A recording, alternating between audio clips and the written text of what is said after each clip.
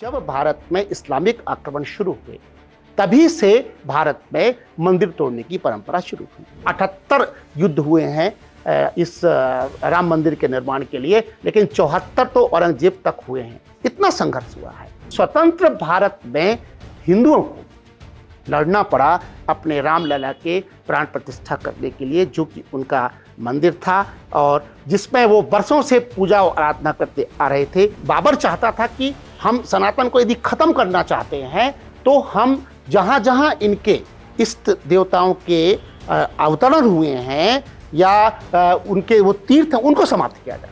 अकबर के बारे में जो लोग ये गलतफहमी रखते हैं कि अकबर जो महान था, अकबर कहीं से कहीं महान नहीं था। ये जो 500 साल का संघर्ष है, तकरीबन 500 साल का संघर्ष है, ये हमारे स्व की लड़ाई है, हमारे अस्तित्व की लड़ाई है। हमारे हिंदुओं में एक ऐसा वर्ग होता है जिसको बोलते हैं तथाकथित सेकुलर। ये तथाकथित सेकुलर बहुत ही खतरनाक होते हैं और इनके मौसेरे भाई जो हैं वो वामपंथी कहलाते हैं, जो इनके बड़े भाई के रूप में जाने जाते हैं। एक स्वाधीनता संग्राम है और एक सनातनियों का रामलला के लिए जो है स्वतंत्रता संग्राम है। अभी बीच में ये बात बहुत उठी कि जो राजीव गांधी जी थे उन्होंने जो है वो राम मंदिर खुलवाया, लाशों से पट गया था, लेकिन सरकारी आंकड़ा कहता कि 5 लोग मरे, जबकि लाशें बिछ गई थी वहाँ पर जो है अयोध्या में। और ये इस प्रकार का दुष्कृत्य था जो मुलायम सिंह यादव ने किया। जो अल्पसंख्यक हैं वो अपनी शिक्षा का प्रबंधन, अपने धर्म का प्रचार प्रसार निर्बाध रूप से कर सकते हैं, उनको कोई नहीं रोक सकता, उनको शासन का प्रोटेक्शन है। लेकिन सनातन एकमात्र धर्म है जो अपने पाठ्यक्रम को, अपने धर्मशास्त्रों को, अपनी पूजा पद्धति को स्कूल में नहीं पढ़ा सकता। हम अपने ही देश में स्वतंत्र होकर 80% होने के बाद हम लोगों को भगवान श्री राम के प्रमाण देने पड़े। भगवान श्री राम के मामले में कोर्ट को डिसाइड करना पड़ा कि वहाँ पर भगवान श्री राम का मंदिर था कि नहीं था। इससे दुर्भाग्यपूर्ण कुछ भी नहीं हो सकता। सभी को जय श्री राम। और जैसा कि आप सभी को विदित है कि 22 जनवरी 2024 को भगवान श्री राम लला की प्राण प्रतिष्ठा हो रही है। और आइए हम सभी ये जानना चाहेंगे कि भगवान श्री राम का क्या इतिहास है और भगवान श्री राम के मंदिर का क्या इतिहास है, अयोध्या जी का क्या इतिहास है और ऐतिहासिक और पौराणिक संदर्भ के परिप्रेक्ष्य में भगवान श्री राम का भारत में क्या महत्व है। तो सबसे पहले मैं आप सभी को ये बताना चाहता हूं कि हमारी त्रेता युग से ये मान्यता रही है कि घट घट वासी राम हैं, रोम रोम में राम हैं और राम ही जीवन का सार है। ये त्रेता युग से लगातार श्रुति परंपरा के माध्यम से हम सभी लोग ये सुनते आए हैं, पढ़ते आए हैं, देखते आए हैं। आश्चर्य करेंगे आप सभी कि पूरे ब्रह्मांड में हर वस्तु का जो नाम है वो दो अक्षरों का है, जिसमें राम समाहित है। आप यदि मनुष्य के शरीर की बात करें तो उसके हर शरीर के अंग का जो विस्तार है वो 2 अक्षरों में समाप्त हो जाता है। और इसीलिए हम लोग जो है उनको कहते हैं कि कण कण वासी राम हैं, घट घट वासी राम हैं, रोम रोम में राम हैं। और सनातन की परंपरा तो बहुत बड़ी परंपरा है और उस परंपरा में हम लोग जो है स्वर्ग नरक के बाहर भी जाकर मोक्ष की बात करते हैं। और जब हम लोग के यहाँ जब लोग मृत्यु की ओर जाते हैं तो सभी बोलते हैं कि आप राम बोलिए। और उसके बाद जब हमारे यहाँ अर्थी निकाली जाती है तो जो उस पर बुजुर्ग लोग बोलते हैं कि राम नाम सत्य है, सत्य बोलो मुक्ति है। तो मुक्ति मार्ग तक ले जाने की एक हमारी बहुत बड़ी परंपरा है। यदि देखा जाए तो सनातन जो है वो धरा है, एक ही धर्म है पूरी दुनिया में। और उस धरा, सनातन की धरा में जितने भी अन्य जो धर्मावलंबी हैं, जिन्हें धर्म कहा जाता है, वस्तुतः वह पंथ हैं, रास्ते हैं। और इस पूरे धरा और सनातन की जो मर्यादा है वो पुरुषोत्तम राम है। और इसीलिए हम लोग श्री राम को सिरोधार्य करते हैं। हम हमेशा हमारे पूरे जीवन के क्रम में जन्म से मृत्यु तक हम राम को जीते हैं और राम को ही हम लोग सभी लोग फॉलो करते आए हैं। हम लोग अपने आपस में बात करते हैं कि यदि पिता के वचन का पालन किया तो तुम श्री राम हो, माँ के वचन का पालन किया तो तुम श्री राम हो, भ्रातृत्व के परिचय दिया तो श्री राम हो, और दया किया तो श्री राम हो, और यदि आपने एक अच्छी मैत्री निभाई तो श्री राम हो। इसलिए भगवान श्री राम जो हैं वो हमारी जीवन शैली है, हमारी जीवन शैली में वो सम्मिलित हो गए हैं। मगर बड़ा दुर्भाग्य का विषय रहा है, आज जब रामलला की प्राण प्रतिष्ठा हो रही है तो आपको उन पहलुओं से आपको मैं परिचित कराना चाहता हूँ जो नैरेटिव के रूप में, मत प्रवाह के रूप में हमारे विरुद्ध किए गए। और आश्चर्यजनक बात है कि भगवान श्री राम को काल्पनिक बताने का प्रयास किया गया, भगवान श्री राम के होने के प्रमाण मांगे गए। यह बड़ा दुर्भाग्यपूर्ण रहा है और अभी भी आप वो हालत देख रहे हैं कि क्या दुर्भाग्यपूर्ण स्थिति रही है। वस्तुतः यदि हम थोड़ा इतिहास की ओर जाने की कोशिश करें और उनमें सारे संदर्भों को, अब तो माननीय उच्चतम न्यायालय ने सबके सामने प्रस्तुत कर दिया तो मुझे प्रमाण देने की कोई आवश्यकता नहीं है, और बहुत सारे प्रमाण तो आदरणीय रामभद्राचार्य जो हैं उन्होंने दिए हैं और उन्हीं के उन प्रमाणों के बाद ये सब संतुष्ट हो गए। लेकिन आप कभी इस पर विचार करें कि ये कितना दुर्भाग्य की बात है कि ये हिंदुओं का देश, सनातनियों का देश, जहाँ पर 80% सनातनी रहते हैं, उन्हें भगवान श्री राम के प्रमाण देने पड़ रहे हैं, उन्हें ये प्रमाणित करना पड़ रहा है कि भगवान श्री राम थे। इससे बड़ा दुर्भाग्यपूर्ण और कुछ भी नहीं हो सकता। और बड़े आश्चर्य की बात है कि विदेशी आक्रांता भारत आते हैं और जो है उस मंदिर को तोड़ते हैं और हमें उसके लिए भी प्रमाण देने पड़ते हैं। आइए आज हम इस पूरे जो श्री राम से संबंधित जो सारी जानकारियां आज आपके सामने हम संक्षिप्त में साझा करने का प्रयास करेंगे। और इसकी शुरुआत होती है त्रेता युग से, और त्रेता युग में हम देखते हैं कि भगवान श्री राम का आगमन होता है, और फिर उस आगमन के बाद जब भगवान श्री राम अपना पूरा कार्य कर लेते हैं जो उनको करना था, उसके बाद वो जल समाधि ले लेते हैं। जल समाधि लेने के बाद जो कुश हैं वो जो है अयोध्या में राम मंदिर का निर्माण कराते हैं। तो इस दृष्टि से देखा जाए तो सबसे पहला जो प्रमाण है हमारे यहाँ, वो पहला जो श्री राम का जो मंदिर का निर्माण हुआ वो जो है कुश जी के ज़माने में हुआ, और बड़ा समृद्ध और बड़ा विस्तार से उसको बनाया गया था। ये फिर इतिहास अपनी करवटें बदलता है, और उस करवटें बदलने में हस्तिनापुर का अभ्युत्थान होता है, और हस्तिनापुर में जो है कुरुवंश आगे बढ़ता है। लेकिन भारत का एक बड़ा दुर्भाग्य सामने आता है कि एक महाभारत का युद्ध होता है, और उस महाभारत के युद्ध में जो है कुरुवंश का भी समापन होता है, और अमूमन देखा जाए तो जो हमारा जो अयोध्या है ना, उसका भी जो है थोड़ा सा पतन होता है और वो जर्जर अवस्था में पहुंच जाता है।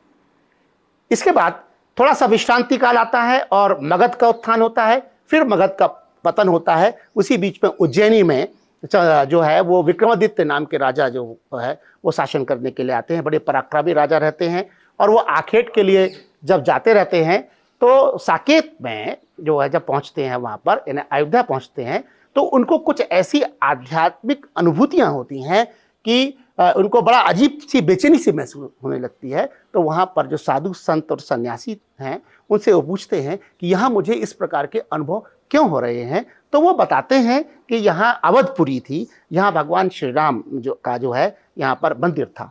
इसलिए वो जो लोग इस बात को प्रमाणित करना चाहते हैं कि मंदिर शैली भारत में बहुत बाद में आई, उन्हें अभी उस बात का बिल्कुल भी ज्ञान नहीं है। उनका चश्मा जो है वो विदेशी चश्मा है। वस्तुतः यह त्रेता युग से हमारे यहाँ ये परंपराएं चली आ रही थी। फिर विक्रमादित्य जो है वो उस मंदिर का भव्य निर्माण पुनः कराते हैं, और एक भव्य निर्माण जो है सबके सामने आ जाता है, और वहाँ पर पूजा पाठ होने लगती है। इसके यद्यपि मैं प्रमाण देने के पक्ष में बिल्कुल भी नहीं हूँ, फिर भी आप लोगों के मन में किसी प्रकार की कोई शंका न रहे, इसलिए कुछ बातें मैं जरूर बताना चाहता हूँ। इस बात की पुष्टि ऋषभदेव जो प्रथम जैन तीर्थंकर स्वामी हैं उन्होंने की है, और इसके साथ ही वहाँ पर जो पूजा पाठ अपनी पद्धति से होती रही है, और आगे जाकर गुरु नानक देव ने भी इस बात के जो है संकेत दिए हैं, वो भी वहाँ पर दर्शन करने के लिए गए थे। वस्तुतः यदि हम श्री राम के जन्मभूमि को लेकर अब जिस ओर जा रहे हैं उस पर यदि विचार करने की बात करेंगे तो एक बहुत बड़ा संघर्ष काल रहा है, क्योंकि जब भारत में इस्लामिक आक्रमण शुरू हुए तभी से भारत में मंदिर तोड़ने की परंपरा शुरू हुई। तो मैं एक बात बता देना चाहता हूं कि सनातन तो सर्वसमावेशी है और सनातन अकेला एक ही धर्म है, उसको मैं पहले भी आपको बता चुका हूं। लेकिन यहां से शुरू होती है क्योंकि वो लोग जो है बुत शिकन की उपाधि धारण करते हैं और वो कहते हैं कि ला इलाहा इल्लल्लाह मोहम्मद रसूल अल्लाह, अर्थात वो किसी और दूसरे भगवान के अस्तित्व को स्वीकार नहीं करते हैं। तब ऐसे में एक बड़ा गहरा संकट भारत में उत्पन्न हो गया, क्योंकि बड़े पैमाने पर जो है मंदिर और मूर्तियों का तोड़ना आरंभ किया गया। और यहां से शुरू होती है जो है ये श्री राम मंदिर के संघर्ष की गाथा। और यदि इस गाथा को हम इसके 3 भाग बना लें तो 3 भाग इसलिए मैं आपके सामने बताना चाहता हूं क्योंकि पहला भाग तो है इस्लामिक आक्रांताओं के साथ सनातनियों का संघर्ष काल। ये पहला काल है, बहुत बड़ा लंबा काल है। और क्योंकि 1033 से लेकर औरंगजेब की मृत्यु तक 1707 तक जो है वो तकरीबन 74 बार युद्ध हुआ है, 74 टाइम्स युद्ध हुआ है। यूं देखा जाए तो 78 युद्ध हुए हैं इस राम मंदिर के निर्माण के लिए, लेकिन 74 तो औरंगजेब तक हुए हैं। इतना संघर्ष हुआ है, इतना जो है बलिदान हुआ है। उसके बाद हम यहां विराम देते हैं और आगे चलते हैं। 190 साल बरतानिया सरकार ने हमारे खिलाफ खिलाफत करी, अर्थात हमारा जो संघर्ष काल है वो बड़ा दुर्भाग्यपूर्ण है कि पहला संघर्ष काल तो हमारा इस्लामिक आक्रांताओं से है, दूसरा संघर्ष काल हमारा जो है वो ब्रिटिश सरकार से है, जो हमारे विरुद्ध जो है वो इस्लामिक पक्ष का सदैव समर्थन करती रही। और तीसरा जो सबसे दुर्भाग्यपूर्ण जो था कि स्वतंत्र भारत में हिंदुओं को लड़ना पड़ा अपने रामलला के प्राण प्रतिष्ठा करने के लिए, जो कि उनका मंदिर था और जिसमें वो बरसों से पूजा और आराधना करते आ रहे थे। उस समय कितनी गहरी साजिशें की गई, कितने गहरे षड्यंत्र किए गए, किस प्रकार से खिलवाड़ किया गया। और आखिर जो है ये कहा जाता है हमारे यहाँ परंपरा में कि राम न मारे काहू को, बैरी नहीं है राम, और आप ही मर जाएंगे कर कर खोटे काम। और अल्टीमेटली जो है वो राम की विजय होती है और ये हमारी जो है ये मूल मंत्र है और सत्य की विजय होती है। तो इसलिए हम पहला कालखंड आपसे उस पर चर्चा करना चाहते हैं कि पहला कालखंड किस प्रकार से शुरू हुआ और किस प्रकार से संघर्ष शुरू हुआ। निश्चित रूप से कई बार बहुत अधिक अहिंसा करना भी हमारे लिए घातक रहा है। मैं किसी वर्ग विशेष पर टिप्पणी नहीं करूंगा, लेकिन भारत वो देश था जो शस्त्र और शास्त्रों का देश था। गुरुकुल में विद्यार्थियों को शस्त्र और शास्त्रों की शिक्षा दी जाती थी, लेकिन एक ऐसा काल भी आया भारत में जिस काल में शस्त्र तो किनारे हट गए, केवल शास्त्रों का ज्ञान शुरू हो गया और वो हमारी पराजय का बहुत बड़ा कारण बना। मुझे याद आता है सन 1033 से मैं शुरू करूंगा और मैं इसलिए शुरू करना चाहता हूं क्योंकि जो सालार मासूद करके था ये पहला आक्रांता है। सालार मसूद जो है वो अयोध्या की ओर आता है और 1033 में जो भव्य मंदिर था उसकी तोड़फोड़ करता है। जब उसकी तोड़फोड़ करता है तो उसी बीच में जो राजा सुहेल देव थे गहडवाल वंश के, उनको जानकारी लगती है और जो गहडवाल वंश के सुहेल देव है उसका पीछा करते हैं और सुहेल देव का वध कर देते हैं और एक बार फिर जो है मंदिर का वो पुनर्निर्माण कराते हैं। इस तरीके से ये एक फिर से भव्य निर्माण होता है। लेकिन फिर एक ऐसा आक्रांता जिसका नाम था जहीरुद्दीन मोहम्मद बाबर, जब वह भारत आता है तो वह अपने आर्मी कमांडर मीर बाकी को आदेश देता है, क्योंकि जो हमारा अयोध्या जो राम मंदिर था वह हमारे सनातन का प्रतीक है, क्योंकि वह जन्म स्थान है। इसीलिए वो बाबर चाहता था कि हम सनातन को यदि खत्म करना चाहते हैं तो हम जहां जहां इनके इष्ट देवताओं के अवतरण हुए हैं या उनके वो तीर्थ हैं उनको समाप्त किया जाए। इसलिए काशी को भी समाप्त करने की प्रयास किया गया, मथुरा को भी समाप्त करने का प्रयास किया गया और अयोध्या को भी। ये बहुत बड़ी जो है ये कूटनीतिक तरीके से काम करने का प्रयास किया गया कि जड़ से समाप्त करना है तो हमको उन स्थलों को समाप्त करना होगा जहां पर इनके भगवानों का जो है अवतरण हुआ। और उस कड़ी में जो है मीर बाकी ने ये वाला जो है उस पर हमला किया और सन 1528 में मीर बाकी ने हमला किया और मंदिर की तोड़फोड़ वहां पर की। लेकिन इतना आसान काम नहीं था और बाबर के समय मीर बाकी के साथ जो युद्ध लड़े गए वो 4 युद्ध लड़े गए और इन चारों युद्धों में जो है मीर बाकी को उन्होंने घुसने नहीं दिया। आपको ये जानकर बहुत दुख भी लगेगा कि 1,74,000 ये गणना है, इस गणना कि 1,74,000 लोगों का बलिदान हुआ था, तब जाकर मीर बाकी जो है वो सफल हुआ था। राम मंदिर की जो स्ट्रक्चर था वो इतना मजबूत था कि तोप के गोलों का भी उस पर असर नहीं हो रहा था। बहुत तोप के गोले मारने के बाद जो है वो मंदिर का विध्वंस हुआ और उसमें जो शुरुआती दौर पे जो अब लड़ाइयाँ जो शुरू हुई, जो युद्ध लड़े गए, उसमें जो है मेहताब सिंह थे और उसमें रणविजय सिंह थे और देवीदीन पांडे थे। ये सारी एक वो महान लोग हैं जिनके नाम जो है अब आने हैं और आने वाले समय में इतिहास में वो नाम सबके सामने आएंगे और वो नाम दर्ज भी होंगे। तो इस दृष्टि से देखा जाए तो ये बहुत बड़ा संघर्ष था और ये 4 युद्धों के बाद जाकर जो है बाबर उसको मंदिर को वहां पर तोड़ पाया। लेकिन संघर्ष जारी रहा और संघर्ष जारी रहा, पूजा पाठ जारी रही। फिर एक कालखंड आया और उस कालखंड में हम देखते हैं कि शेर खान और हुमायूं, ये शेर खान और हुमायूं के मध्य भी यदि हम बात करें तो तकरीबन 10 युद्ध हुए और उन 10 युद्धों में जो महेशानंद जी थे उन्होंने नेतृत्व किया और रणविजय सिंह इनके साथ जो हंसवर के कहलाते थे, बड़ा लंबा संघर्ष किया उन्होंने इस संबंध में। देवीदीन पांडे और मेहताब सिंह इनके बलिदान हुए। बलिदान के उपरांत एक जो बहुत महत्वपूर्ण बात आपको बताने जा रहा हूं कि जय कुंवरी यानी रणविजय सिंह के परिवार से, जिनको रणविजय सिंह ने गद्दी दी हंसवर की और कहा कि अब मैं 25,000 सैनिकों के साथ जा रहा हूं। 25,000 सैनिकों के साथ उन्होंने भयानक संग्राम किया अयोध्या भूमि के लिए और बाद में उनका बलिदान हुआ। और उसके बाद जो है जो जय कुंवरी थी, वो महारानी थी, वो आई और उनके साथ 3,000 महिलाओं का दस्ता था जिन्होंने वहां पर संग्राम किया और उस संग्राम में 2 साल तक उन्होंने उसको मुक्त रखा और वहाँ बराबर पूजा पद्धति वहाँ पर होती रही। और उसके बाद फिर बाद में जो जय कुंवरी का नाम इसलिए ले रहा हूँ कि महिलाओं ने बलिदान किया, 3,000 महिलाओं का बलिदान हुआ और तब जाकर पुनः एक बार जो है वहाँ पर इस्लामिक जो है सत्ता ने उसको फिर से तोड़ फोड़ करना आरंभ कर दिया। अकबर के बारे में जो लोग ये गलतफहमी रखते हैं कि अकबर जो महान था, अकबर कहीं से कहीं महान नहीं था। आपको थोड़ा सा जाना पड़ेगा कि अकबर जो है जिसकी 500 बीवियाँ थीं और उसकी जो 300 बीवियाँ उसके हरम में रहती थी, जिसने उस जमाने में लव जिहाद शुरू किया था, उसके समय 20 युद्ध हुए और उन 20 युद्धों में मुझे बलरामाचार्य की बार बार याद आती है क्योंकि बलरामाचार्य ने उसका नेतृत्व किया और 20 युद्ध लगातार उन्होंने किए। तदुपरांत जाकर वहां पर एक छोटी सी जो है स्थापना करके पूजा पाठ करने के लिए उसमें टोडरमल ने जो है मध्यस्थता की थी और उस मध्यस्थता के उपरांत जो है वो यहाँ पर पूजा पाठ शुरू हुआ। जय कुंवरी के साथ अब यहाँ पर आता है उन साधुओं का, उन सन्यासियों का, उन महात्माओं का जो हमारे यहाँ जिन्होंने बहुत लंबा संघर्ष किया। और मैं बड़े गर्व के साथ नागा साधुओं की बात करना चाहूँगा, जो नागा साधु इसमें आए।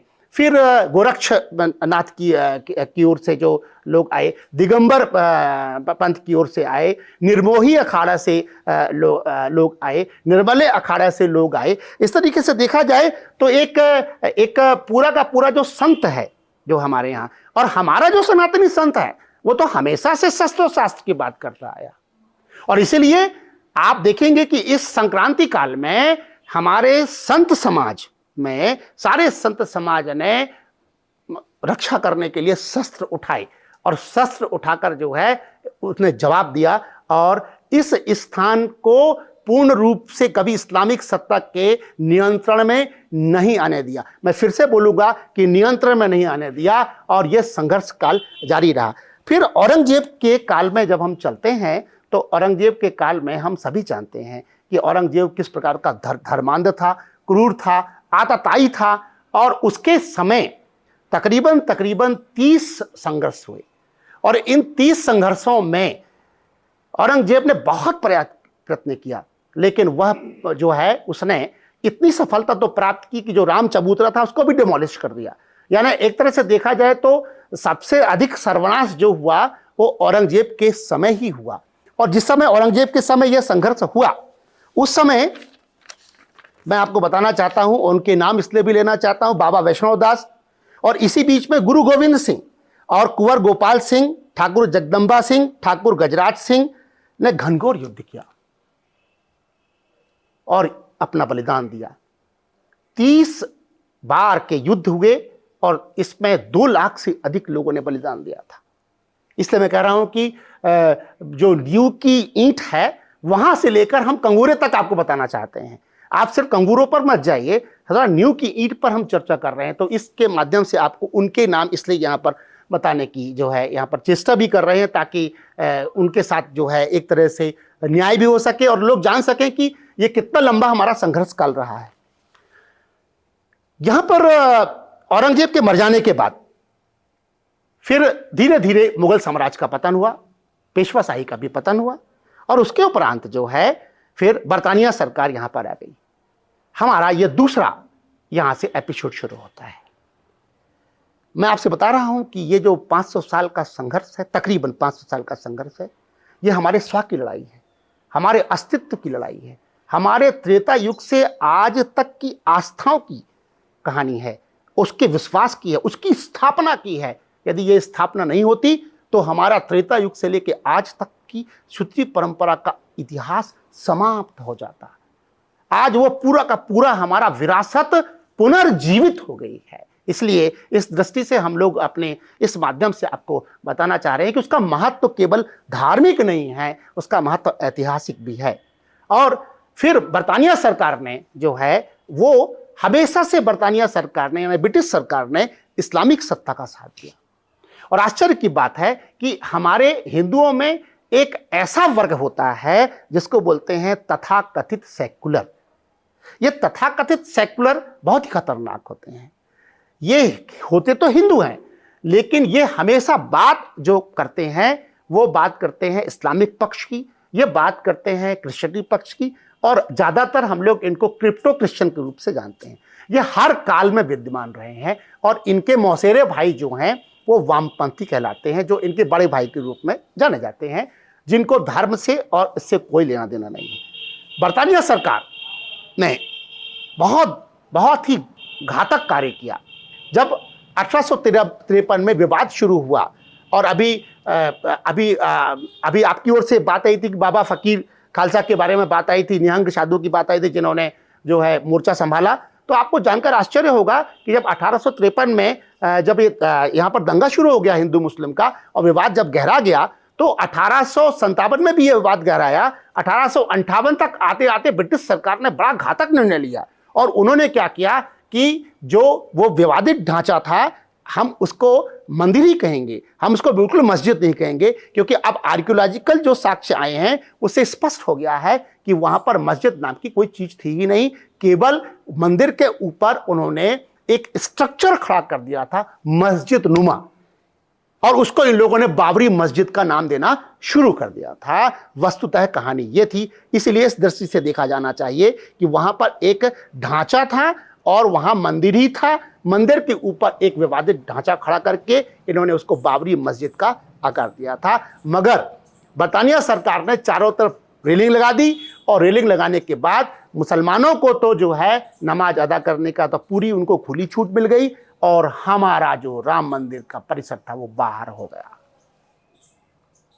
लेकिन सनातनी जो अमरत्व लेकर आए हैं वो उन्होंने पूजा पाठ तब भी बंद नहीं किया, और वो पूजा पाठ इसलिए भी उन्होंने बंद नहीं किया कि वो सतत रूप से पूजा पाठ करते रहे। बाहर भीगते पानी में वो इस प्रकार का जो है पूजा अर्चन उन्होंने बंद नहीं किया। मुझे एक बात और ध्यान आती है कि ये जो शहादत अली खान था, जो अवध का नवाब था, उसने भी अनुमति दी थी कि जो है दोनों की पूजा पाठ जो आप लोग कर सकते हैं। सब ठीक ही चल रहा था, मगर ब्रिटिश गवर्नमेंट ने मुसलमानों को अलग से सुरक्षा प्रदान करते हुए उनके लिए अलग व्यवस्था कर दी और हम परिसर से बाहर आ गए। यह अत्यंत दुर्भाग्यपूर्ण था। मैंने कहा ना कि हमको हमारा जो संग्राम है, यह वास्तव में सनातनियों का संग्राम है। एक स्वाधीनता संग्राम है और एक सनातनियों का रामलला के लिए जो है स्वतंत्रता संग्राम है 500 वर्षों का। इसलिए मैं इस बात को बार बार यहाँ पर आपको बताने की कोशिश कर रहा हूँ। और इसी दरमियान यहाँ पर जो रामचरण दास जी, उनका उल्लेख यहाँ करेंगे, क्योंकि रामचरण दास जी ने एक सहमति सी बना ली थी मुसलमानों के साथ, लेकिन बाद में बरतानिया सरकार ने उनको, पास में एक इमली का पेड़ है, वहीं पर उन्होंने जो है उनको फांसी दे दी और उनका बलिदान हुआ। और हिंदुओं ने बरसों तक उस इमली की पेड़ की पूजा करी और उसकी परिक्रमा वो करते रहे। और इस प्रकार से जो है जो रामलला की प्राण प्रतिष्ठा और उनके मंदिर के पुनर्निर्माण की जो आग है वह प्रज्वलित होती रही। समय समय जो है आगे बढ़ते रहे, विवाद बढ़ते रहे। सन 1885 में जो है वो रघुवीर दास द्वारा एक प्रकरण वहाँ पर डाला गया अदालत में, लेकिन उसको खारिज कर दिया गया। जैसा सभी को जानकारी है कि ब्रिटिश गवर्नमेंट तो इस्लामिक पक्ष में थी, इसलिए इस्लामिक पक्ष में होने के कारण उन्होंने जो है उसको खारिज कर दिया। और इसी बीच में आपको मैं बता देना चाहता हूं कि सन 1934 में हमने वहाँ पर एक गौहत्या का प्रकरण हुआ। और उस गौहत्या के प्रकरण में ये हुआ कि जो सनातनी थे, जो हिंदू थे, इन सब ने जो है आक्रमण करके गुंबद को भी जो है वो उसका शेप बिगाड़ दिया और साथ में कब्जा भी कर लिया। लेकिन ब्रिटिश सरकार ने फिर बीच में हस्तक्षेप करके फिर से मुसलमानों को वहाँ पर काबिज रहने दिया। 1934 की घटना ये है। और इस तरीके से जो है ये बरतानिया सरकार ने उनको खुली छूट दे के रखी। ये हम दूसरे फेज की बात कर रहे थे। अब तीसरा फेज जो सबसे भयानक है और जो सबसे दुर्भाग्यपूर्ण है कि 15 अगस्त 1947 को भारत जो है वो स्वाधीन हो गया। और स्वाधीन होने के बाद फिर रामलला की स्थापना का तीसरा एपिसोड शुरू हुआ, सोपान शुरू हुआ। यह सोपान बहुत ही खतरनाक है। हम अपने ही देश में स्वतंत्र होके 80% होने के बाद हम लोगों को भगवान श्री राम के प्रमाण देने पड़े। भगवान श्री राम के मामले में कोर्ट को डिसाइड करना पड़ा कि वहां पर भगवान श्री राम का मंदिर था कि नहीं था। इससे दुर्भाग्यपूर्ण कुछ भी नहीं हो सकता। और ये आगे के लिए मैं इसलिए आपको बता रहा हूं कि आगे फिर ऐसा ना हो। अभी मथुरा के बारे में भी बात चल रही है, काशी के बारे में बात चल रही है, तो अब ऐसा नहीं होना चाहिए। प्रमाण ज्ञानवापी पर भी बात चल रही है, जहां सारे प्रमाण मिले हुए हैं और प्रमाणित रूप से वहां पर वो होते हैं। यहां पर फिर से जो है एक ऐसी घटना घटी जिसे आप दैवीय घटना भी कह सकते हैं, या फिर जो है आप ये कह सकते हैं कि सनातनियों की आस्था जो है वो इतनी अधिक हो गई थी कि वहां पर दो प्रकार के तथ्य देखने मिलते हैं। मैं बात कर रहा हूं सन 1949 की, स्वतंत्र भारत में। और वो बात इसलिए कर रहा हूं क्योंकि सन 1949 में जो घटना घटी वह बहुत महत्वपूर्ण है। और वहां पर श्री राम का प्राकाट्य होना और उस जो मस्जिद है तथाकथित सो कॉल्ड, क्योंकि मैं पहले भी आपसे बोल चुका हूं कि वहां पर कोई मस्जिद तो एक जबरदस्ती का एक वो बना के रखा गया था, लेकिन एक विवादित ढांचे में श्री राम को देखा गया और वहां पर श्री राम की मूर्ति रखी गई। इस संबंध में अभिराम दास का भी नाम सामने आता है, बैरागी अभिराम दास का भी सामने नाम आता है, एक साधक योद्धा, संत योद्धा का नाम आता है। और ये जानकारी लगती है कि सन 1949 में वहां पर भगवान श्री रामलला को देखा गया। इसकी पुष्टि कुछ मुस्लिम नागरिकों ने भी की है कि उनको एक वहां पर 5 साल का 6 साल का एक बालक, कांतिमान बालक देखने को मिला और वहां पर एक मूर्ति की स्थापना मिली। सुबह तांता लग गया सारे हिंदुओं का, वहां पर पूजा पाठ शुरू हो गई। तो इस संबंध में लोगों ने यह कहा कि वहां पर मूर्ति रख दी गई भगवान श्री राम की। अब वो मूर्ति रख दी गई या उसका प्राकाट्य हुआ, ये दोनों चीजें अलग अलग दृष्टि से देखी जाती हैं। सच तो यह है कि उनका प्राकाट्य हुआ वहां पर, लेकिन उसको यह बताया गया सबके सामने कि वहां पर जो है वो रखी गई वहां पर, और उसके बाद फिर पूजा पाठ शुरू हो गया। ये मामला अचानक उठा और आप आश्चर्य करेंगे, तत्कालीन सरकारें बोल रही हैं कि वहां से अलग करो मूर्ति को। लेकिन मैं जो है वो मजिस्ट्रेट जो उस समय थे, नायर थे मजिस्ट्रेट, उन्होंने स्पष्ट कह दिया कि भाई इससे तो मामला बिगड़ जाएगा, तो जैसी स्थिति है इसको ऐसी स्थिति में रखा जाए। और फाइनली ये हुआ कि वहां ताला लग गया। अब यहां से शुरू होता है जो है सन 1950 में फिर कोर्ट में अपील की गई, निर्मोही अखाड़ा भी सामने आया और इस तरीके से एक और प्रयास आगे किया गया। मगर दुर्भाग्य की बात यह है कि भारतीय संविधान में कुछ ऐसा हुआ जिसका उल्लेख आपसे करना आवश्यक है। इसलिए आवश्यक है क्योंकि अल्पसंख्यकों को विशेष दर्जा देना, भारतीय संविधान में अल्पसंख्यकों को विशेष व्यवस्था दी गई। और अल्पसंख्यकों का मामला को लेकर मैं आपसे एक बात करना चाहता हूं कि भारत में जो धर्म है, भारतीय धर्म है, उनको यदि अल्पसंख्यक का आपने दर्जा दिया तो ठीक है, दिया, पर जो विदेशी धर्म भारत में आयातित धर्म आए उनको अल्पसंख्यक के नाम पर आपने विशेषाधिकार दे दिए। और इस विशेषाधिकार को देने के बाद हिंदुओं को किसी प्रकार का कोई अधिकार नहीं मिला। मैं आपको बताना चाहता हूं इस चैनल के माध्यम से कि जो अल्पसंख्यक हैं वो अपनी शिक्षा का प्रबंधन, अपने धर्म का प्रचार प्रसार निर्बाध रूप से कर सकते हैं, उनको कोई नहीं रोक सकता, उनको शासन का प्रोटेक्शन है। लेकिन सनातन एकमात्र धर्म है जो अपने पाठ्यक्रम को, अपने धर्मशास्त्रों को, अपनी पूजा पद्धति को स्कूल में नहीं पढ़ा सकता। उसके लिए पाठशाला, वो अपनी निजी पाठशाला भी खोलता है, संस्कृत विद्यालय भी खोलता है, तो वो नहीं पढ़ा सकता। सोचिए, हमारा देश सनातनियों का देश, और वहाँ पर इस प्रकार का जो उनको प्रोटेक्शन दिया गया और ये प्रोटेक्शन भी उनके साथ चला। ऐसे में श्री रामलला की प्राण प्रतिष्ठा के मामले में कितना सरकारें कर पाएंगी, बड़ा मुश्किल कार्य था। सबके तो सरकारों के तो बूते के बाहर की बात थी कि सरकार किस प्रकार से करेंगी। वर्तमान सरकार ने क्या, ये और बात है, लेकिन तत्कालीन सरकारों को तो ब्रह्मास्त्र मिल गया और अल्पसंख्यक का दर्जा लेकर वो हमेशा बैकफुट में रही आई। और इसी के चलते हम अब आगे बढ़ते हैं और हम आते हैं उस एपिसोड पर जो बहुत महत्वपूर्ण है, किस प्रकार से हिंदुओं के साथ छल किया गया। अब वो छल किस प्रकार से किया गया उसको यहाँ समझ लेने की आवश्यकता है। अभी बीच में ये बात बहुत उठी कि जो राजीव गांधी जी थे उन्होंने जो है वो राम मंदिर खुलवाया, पूजा पाठ पूजा अर्चन की, लेकिन वास्तव में ये कितना बड़ा छल था। आइए हम आपको इसके बारे में थोड़ी सी जानकारी देते हैं कि साहिबानों का एक केस आया।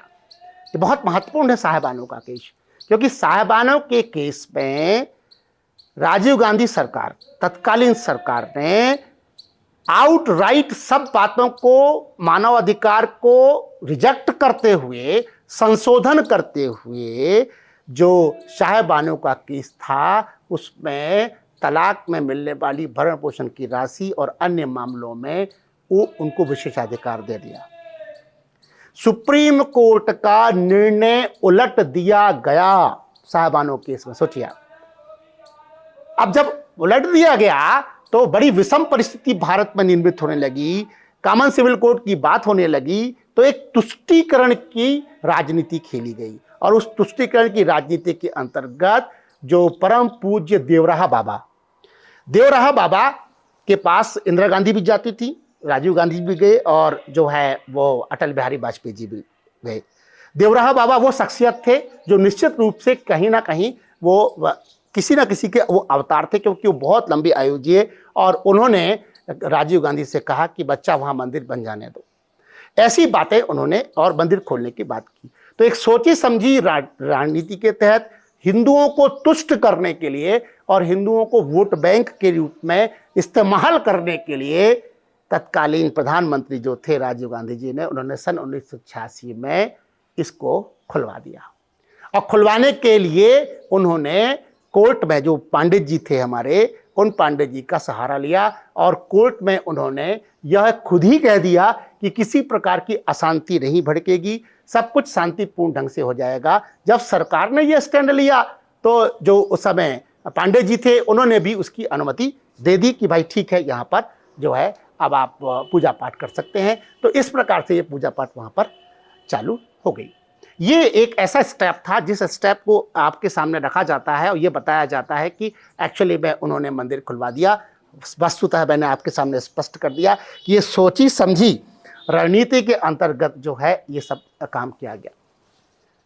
अब हम चलेंगे कि किस प्रकार से आगे ये आंदोलन मूव करता है और किस प्रकार से आगे बात बढ़ती है।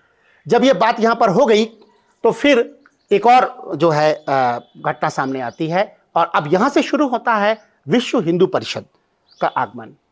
और निश्चित रूप से जो विश्व हिंदू परिषद है और हमारे सारे जो संत समाज और जितने अखाड़े हैं वो सब एकत्रित होते हैं, और एकत्रित होने के बाद इसमें बिल्कुल निसंकोच में जो महामना, मैं तो उन्हें महामना ही कहूँगा, अशोक सिंघल जी को, जिन्होंने जो है इसकी कमांड संभाली, और इनके साथ बहुत सारे लोग जो थे वो जुड़े और उन्होंने इस मूवमेंट को आगे बढ़ाया।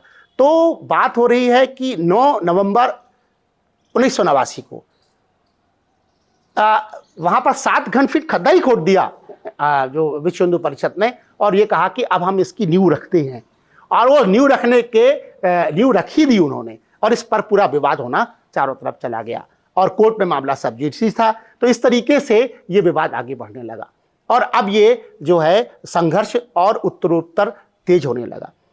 अंततः जो 30 अक्टूबर 1990, यहाँ इस तिथि का उल्लेख करना बहुत आवश्यक है, क्योंकि यहाँ पर कोठारी बंधु जो थे उनका बलिदान होने वाला है। और आप को जानकर आश्चर्य होगा कि दोनों भाई कलकत्ता के थे, और दोनों कलकत्ता के थे, उनकी बहन की शादी होने वाली थी, लेकिन वो ये बोलकर कि हम अभी जब आते हैं वहाँ से लौट कर आते हैं फिर आपकी शादी में सम्मिलित होंगे, और इस तरीके से जो है शरद कोठारी और राम कुमार कोठारी जी निकल आए और वो काशी पहुँचे। काशी से आवागमन बंद कर दिया गया था। जब काशी से आवागमन बंद कर दिया गया था तो वो लोग आगे आजमगढ़ तक आए और वहाँ से 200 किलोमीटर पैदल गए और अयोध्या जी पहुँचे, सरयू के पास पहुँचे, और वहाँ पर जो है लाखों स्वयंसेवक वहाँ पर जो है धीरे धीरे एकत्रित हो रहे थे।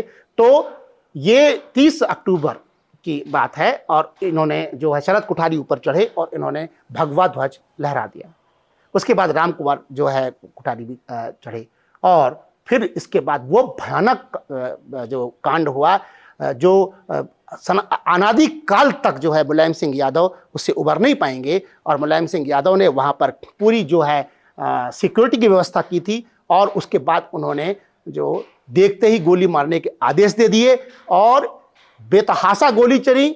आपको मैं बताना चाहता हूं कि 30 अक्टूबर 2 नवंबर की बात है, 2 नवंबर 1990 की बात है, जब इनको दोनों को निकाल के मारा गया, साहब घसीट के गोली मारी गई इनको सड़कों में, और उसके बाद हजारों जो है वो जो स्वयंसेवक थे, जो कार सेवक थे, उनको गोली मार दी गई। लाशों से पट गया था, लेकिन सरकारी आंकड़ा कहता कि 5 लोग मरे, जबकि लाशें बिछ गई थी वहां पर जो है अयोध्या में। और ये इस प्रकार का दुष्कृत्य था जो मुलायम सिंह यादव ने किया। कितनी दुर्भाग्य की बात है कि हमारे देश में जो है जो हमारे विरोधी हैं वो तो किनारे हमारे अपने ही हमारा विरोध कर रहे हैं और इस प्रकार का जो है कार्य कर रहे हैं। उसके बाद फिर निश्चित रूप से जो हमारे हिंदू थे, सनातनी थे, उनके दिमाग में ये बात तो आ ही गई थी, और इसीलिए विश्व हिंदू परिषद ने इस बात को जो है वो आगे बढ़ाना शुरू किया। और जब आगे बढ़ाना शुरू किया तो उन्होंने 9 नवंबर को बात तो कर ही दी थी, और उसके बाद फिर वो दिन आया जिसकी बात हम आपसे करेंगे, 6 दिसंबर 1992। और 6 दिसंबर 1992 को कल्याण सिंह की जो है यहाँ पर नाम उल्लेख करना जो है बहुत आवश्यक है, क्योंकि वो मुख्यमंत्री थे और उन्होंने बिल्कुल इस बात की कोई परवाह नहीं की, ना पद की ना किसी की, क्योंकि वो चाहते थे कि अब ये जो बात है ये पूर्ण हो ही जाए। और इस दृष्टि से देखा जाए तो उस समय उनके नाम यहाँ पर मैं जरूर उल्लेख करना चाहूँगा कि अशोक सिंघल जी, ऋतंबरा जी, उमा भारती जी, विनय कटियार जी, और अखाड़े के बहुत सारे जो हमारे संत समाज था वो वहाँ पर जो है एकत्रित हुआ। और फिर वो दिन आया जब वह जो आतंक का प्रतीक, दास्ता का प्रतीक जो है उस ढांचे को जो जबरिया राम मंदिर पर बना दिया गया था, उस ढांचे को ढहा दिया गया। और ये थी जो है सबसे बड़ी विजय, और ये हिंदुत्व की विजय थी। और इसमें निश्चित रूप से बहुत सारे संगठनों ने भाग लिया, शिवसेना ने भी भाग लिया। ये और बात है कि आज शिवसेना के जो लोग हैं वो उद्धव ठाकरे लोग दशा भ्रमित हो गए हैं, वो अलग विषय है। लेकिन तत्कालीन समय में सारे अखाड़े, सारा संत समाज और ये जिनके आपसे मैं नाम ले रहा था, ये सब वहाँ एकत्रित हुए थे और एकत्रित होकर इसको जो है अंजाम दिया था। उसके बाद फिर नाटक शुरू हुआ, और ये नाटक अब लिब्रान आयोग की ओर चलता है। और ये भी किस प्रकार से लिब्रान आयोग हमारे बुंदेलखंड में झूठे व्यक्तियों को कहा जाता है कि लबरा है, और मैं हमेशा लिबरहान आयोग को लबरा आयोग बोलता हूं। वो इसलिए लबरा आयोग बोलता हूं कि आप लोग सुनेंगे तो आप आश्चर्य करेंगे कि इस 10 दिन बाद 16 दिसंबर 1992 को लिबरहान आयोग गठित किया गया। क्रिप्टो क्रिश्चियन उसका प्रमुख बना। अब क्रिप्टो क्रिश्चियन इसका प्रमुख बना तो क्या ड्रामा होता है वो देखिए, और सबको देखना पड़ेगा इस बात को कि 48 बार लिबरहान आयोग का टाइम बढ़ाया गया। जो लिबरहान आयोग को 3 महीने के अंदर रिपोर्ट देनी थी, उस रिपोर्ट देने में 17 साल लगे। 17 साल तक, क्योंकि हकीकत यह थी कि उसी समय यह प्रमाणित हो गया था, यह साबित हो गया था कि वहां ये बाबरी मस्जिद नाम का कुछ नहीं था, केवल एक विवादित ढांचा था, वहां पर राम मंदिर था। इसीलिए इसको लंबा कैसे खींचा जाए, 17 साल तक लिबरहान आयोग की रिपोर्ट नहीं आती है, 17 साल तक। और उसके बाद अति कहां होती है, देखिए कि उसके बाद जो है 48 बार इसकी टाइमिंग बढ़ाई जाती है, और 48 बार टाइमिंग बढ़ाने के बाद इसकी रिपोर्ट प्रस्तुत की जाती है। 17 साल बाद जो रिपोर्ट आती है तो उस रिपोर्ट में पूरा का पूरा ठीकरा राष्ट्रीय स्वयंसेवक संघ पर ठोक दिया। उन्होंने कहा कि वास्तव में भारत में जो राष्ट्रीय स्वयंसेवक है वह एक संगठित कारपोरेट मॉडल है, और वह संगठित करके ये जितने संगठन हैं उन संगठनों को मोटिवेट करता है। विश्व हिंदी परिषद से लेके जितने भी संगठन हैं उन संगठनों को वह प्रवोक करता है, और उन संगठनों के पीछे यही है। और उन्होंने इस शब्द का इस्तेमाल किया, उसमें कारपोरेट मॉडल के रूप में काम करता है। और मोरोपंत पिंगले के बारे में भी बात की, क्योंकि उपरांत प्रचारक थे, सुनियोजित रूप से इसको काम वो कर ही रहे थे उस बात को लेकर। लेकिन इस प्रकार का एक, इसको बोलते हैं प्रिजुडिस होके, उन्होंने इस बात को जो है सबके सामने रखा, और इसमें विश्व हिंदू परिषद को भी शामिल किया, इसमें बीजेपी को भी शामिल किया, और ये सारा का सारा ठीकरा उन्होंने फोड़ दिया। निष्कर्ष कुछ नहीं निकला इसका, और फाइनली जो है इस प्रकार की कहानी सबके सामने प्रस्तुत की गई। तो ये था लिबरहान आयोग, और लिबरहान आयोग का जो प्रतिवेदन है वो सबको पता होना चाहिए कि किस प्रकार से उन्होंने जो है राष्ट्रीय स्वयंसेवक संघ को, आरएसएस को सबके सामने एक्सपोज करने की कोशिश की गलत रूप में। इसमें कोई शक नहीं कि यदि ये इस प्रकार का यदि कोई बात करता है तो निश्चित रूप से जो आरएसएस है वो एक ऐसा संगठन है जो कहता है कि राष्ट्र को हमको परम वैभव पर पहुंचाना है, और उसकी अपनी कार्यशैली है। लेकिन डेलिबरेटली इस प्रकार के आरोप लगाना, और यदि आपको ये आरोप लगते हैं तो भैया वही सही। उसके बाद मामला सब जुडिस हो गया। फिर इलाहाबाद जो है हाईकोर्ट का एक निर्णय आया, और इलाहाबाद के हाईकोर्ट का निर्णय भी बड़ा ही अजीब किस्म का निर्णय था, क्योंकि उसमें जो राम जन्मभूमि है उसको 3 भागों में उन्होंने डिस्ट्रीब्यूट करने का प्रयास किया, और एक मुस्लिम पक्ष को दिया, एक निर्मोही अखाड़ा को दिया, और एक हिंदुओं को दिया। अब इस बात को लेकर यह बात आगे बढ़ी, और आगे बढ़ के सुप्रीम कोर्ट गई। अब यहां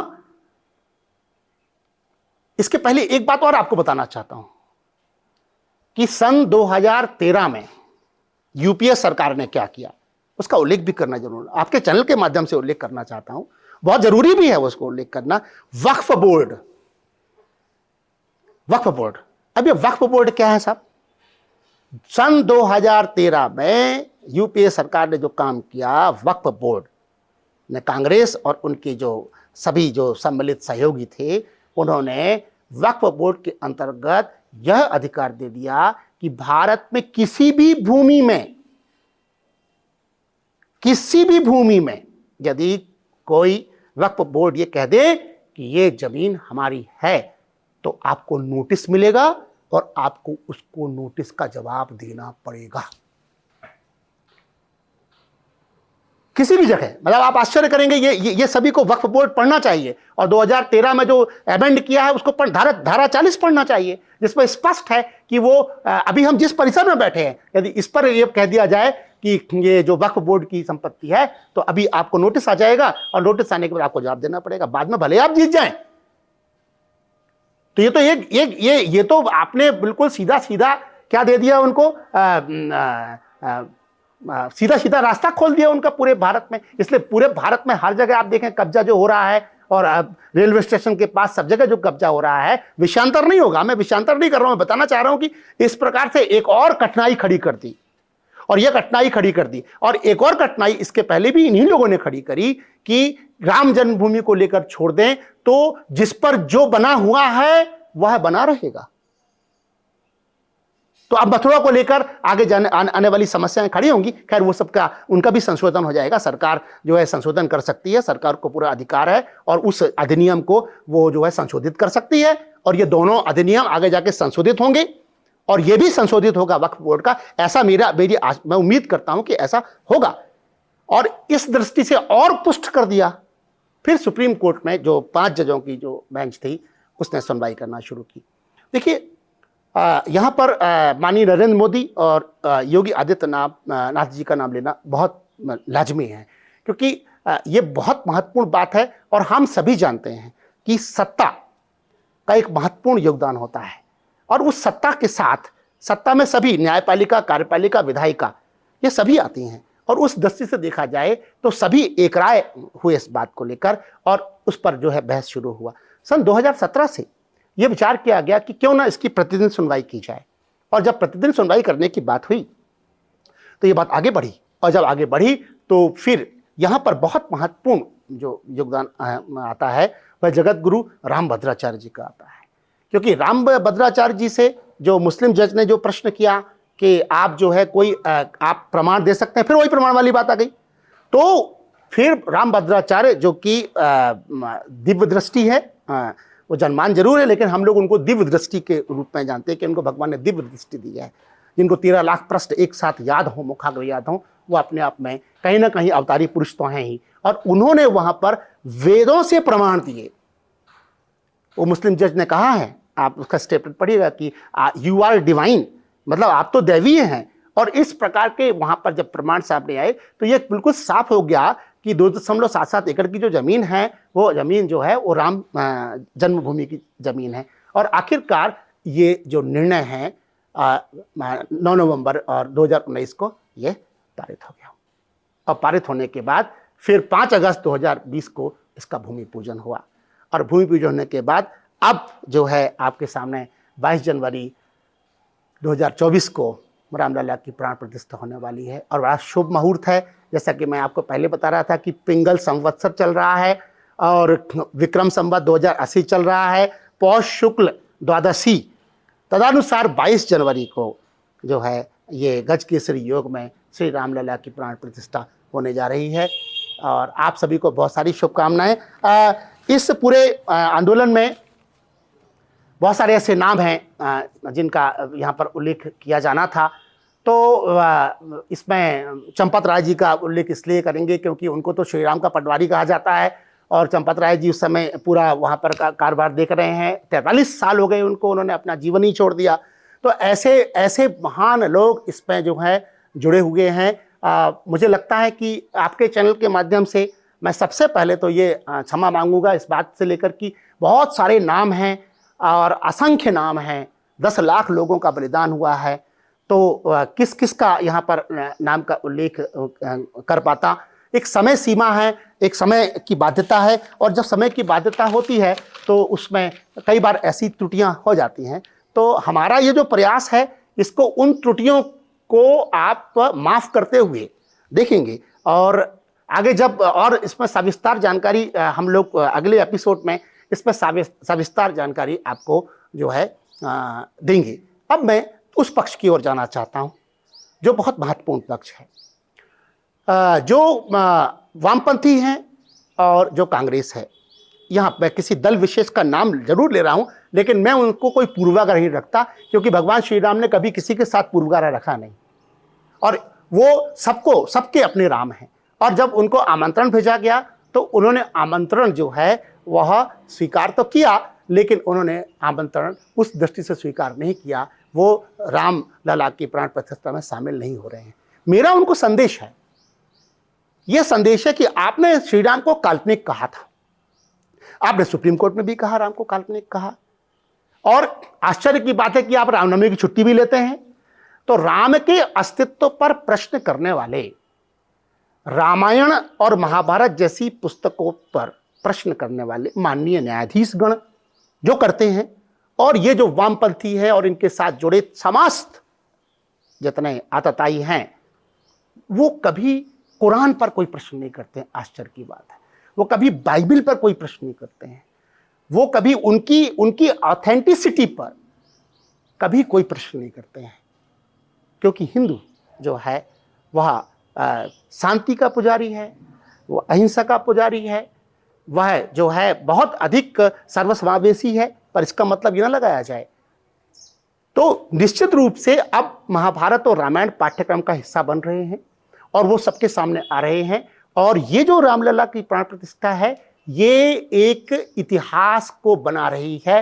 त्रेता युग से लेकर कलयुग का एक सेतु बन रहा है कि आप कलयुग से सीधे त्रेता में पहुंचेंगे और त्रेता से सीधे कल्कि में आएंगे और श्री राम के दर्शन करेंगे। तो ये हमारी बहुत बड़ी विरासत जुड़ने वाली है। मैंने शुरू में आपके चैनल के माध्यम से कहा था कि यह केवल धार्मिक मसला नहीं है, ये केवल पौराणिक मसला नहीं है, यह हमारी विरासत है, यह हमारी ऐतिहासिकता है जो अब पुष्ट होगी। हमारे पूर्वजों के कहे गए कथन वो सत्य होंगे, नहीं तो आने वाली पीढ़ी कहती कि हमारे जितनी पूरी विरासत है वो सब झूठ बोलते थे, क्योंकि राम तो काल्पनिक थे।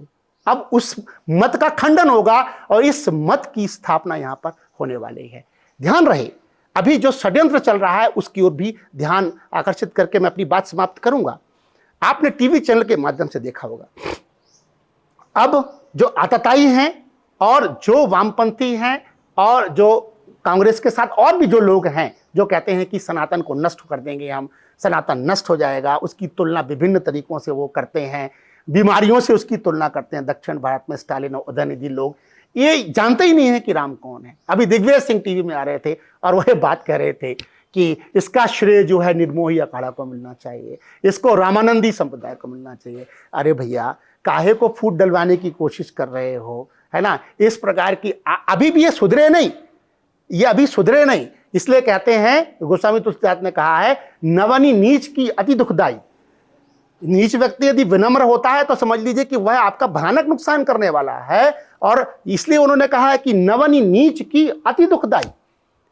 और यहां पर यह नैरेटिव सेट कहा जा रहा है, तो ये तो फूट करने की आप पैदा कर रहे हो, ये गलत बात है। हम इस चैनल के साथ आपको संदेश देना चाहते हैं कि निर्मोही अखाड़ा का भी योगदान है, जो रामानंद जी हैं, रामानंदाचार्य, और जो रामानंदी संप्रदाय उसका भी है, गोरक्ष पीठ का भी है, दिगंबर पीठ का भी है। सारे जूना अखाड़े, जितने अखाड़े हैं हमारे, नागा बाबू, साधु संत सन्यासी, समाज का हर वर्ग, हर संगठन, हर हिंदू संगठन, हर हिंदू व्यक्ति का उसमें सहयोग है। फूट डालने की कोशिश मत करिए आप। और ये जो आप, अब कोई नहीं होते डिसाइड करने वाले कि किसको श्रेय देंगे। अभी ये जो अभी प्राण प्रतिष्ठा होने जा रही है, उस पर शंकराचार्य जी को भी बीच में लपेटने का प्रयास किया गया है, उनके नैरेटिव को भी गलत तरीके से प्रस्तुत करने का प्रयास किया गया। जबकि सदानंद जी ने और जो श्रृंगेरी पीठ ने, उन्होंने इस संबंध में कुछ नहीं कहा।